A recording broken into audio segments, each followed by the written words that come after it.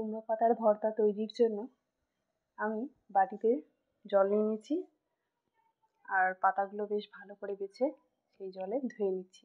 পাতাগুলো বেশ ভালো করে ধুয়ে তুলে রেখে দিতে হবে।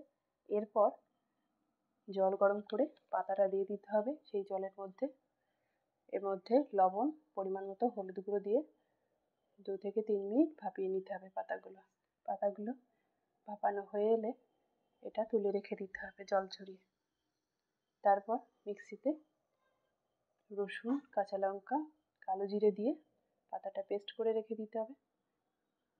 কড়াই গরম করে কড়াইতে তেল দিয়ে কালো জিরে, একটা শুকনো লঙ্কা, কিছুটা কারি পাতা দিয়ে ফোড়ন দিয়ে এর মধ্যে দিয়ে দিতে হবে কুমড়ো পাতার পেস্টটা। এই পেস্টটা দিয়ে বেশ ভালো করে নাড়াচাড়া করতে হবে। খুব বেশিক্ষণ নাড়াচাড়া করতে হবে না। পাতাটার জল শুকিয়ে এলে এটা নামিয়ে ফেলতে হবে। নামিয়ে এর মধ্যে আমি দিয়ে দিয়েছি 1 চামচ সরষের তেল। ব্যাস, আমার 1 থালা ভাত শেষ। এই একটুখানি পাতা